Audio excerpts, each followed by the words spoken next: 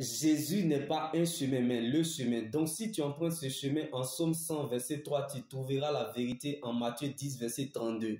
Et si tu vas jusqu'au bout de cette vérité en 2 Timothée 2, verset 19, tu rencontreras la vie en Colossiens 1, verset 15. Quel que soit le temps que tu cherches, le jour que tu trouveras ce que tu cherches.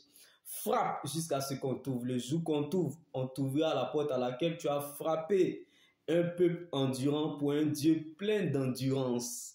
Jésus-Christ est la parole de Dieu. Alors viens voir, va et raconte. La parole de Dieu est la seule terre solide sur laquelle nous pouvons nous tenir. Car la crainte de l'Éternel, Jésus est le commencement de la sagesse. Mais Christ est la fin de la sagesse. Parce qu'il est celui qui voit la fin avant le commencement. Il ne commence jamais quelque chose sans l'achever. Le Dieu que nous servons ne peut jamais mal finir ce qu'il a bien commencé. Jésus-Christ est la finalisation de ce qu'il commence. Alors que tu meurs riche ou pauvre, cadavre c'est cadavre. On peut être sur le même sol, mais on n'a pas le même propriétaire. Jésus-Christ n'est pas une option, mais une nécessité. On peut être sur le même sol, mais on n'a pas le même sort. On peut être sur le même sol, mais on n'a pas le même prix. Donc, ne laisse personne te priver de ton éternité qui est l'enjeu majeur de ton existence. Reste focalisé sur le Seigneur Jésus-Christ seul, car la preuve, la valeur et la raison de ton existence, c'est ton salut en Jésus.